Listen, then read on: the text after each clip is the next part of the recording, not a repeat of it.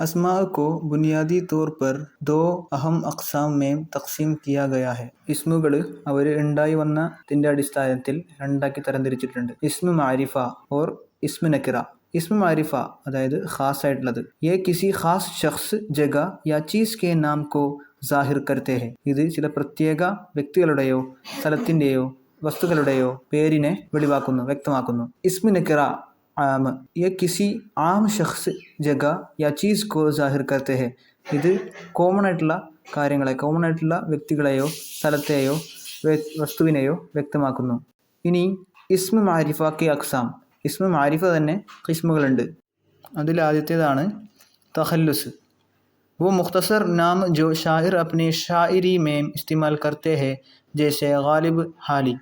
അപ്പോൾ ഇതവരുടെ എന്താണെന്ന് വെച്ചാൽ പെൻ നെയിം എന്ന് പറയും. അതായത് ഷായരിങ്ങൾ അവരുടെ കവിതകളിൽ ഉപയോഗപ്പെടുത്തുന്ന നാമം. ഓക്കെ. രണ്ടാമത്തേതാണ് ലഖബ്.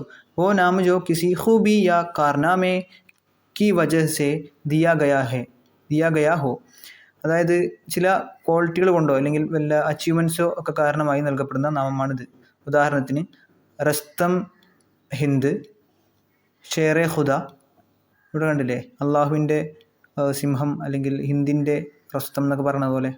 ഇനി മൂന്നാമതാണ് ഖിതാബ്. वो अज़ाज़ी नाम या लक़ब जो हुकूमत या बादशाह की तरफ से दिया जाए जैसे ഭാരത് രത്ന, ഷംസുൽ ഉലമ. ഇതെങ്ങനെയാണെന്ന് വെച്ചാൽ ഒരു ഓണററി നാമമായിട്ടായിരിക്കും നൽകുന്നത്. ഗവൺമെൻറ്റിൻ്റെ ഭാഗത്തുനിന്നോ അല്ലെങ്കിൽ രാജാവിൻ്റെ ഭാഗത്തുനിന്നോ ഒക്കെ നൽകുന്നതായിരിക്കും. ഉദാഹരണത്തിന് ഭാരത് രത്ന, ഷംസുൽ ഉലമ. പിന്നെയുള്ളത് ഉർഫ്. वो मशहूर नाम जिससे कोई शख्स अपने असली नाम के अलावा पकारा जाता है अक्सर प्यार ताल्लुक़ के वजह से जैसे ഗലു, ചോട്ടു.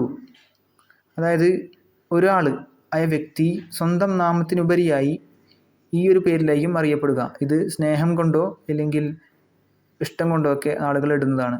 ചോട്ടു, ഗലു എന്നൊക്കെ പറയുന്നത് പോലെ.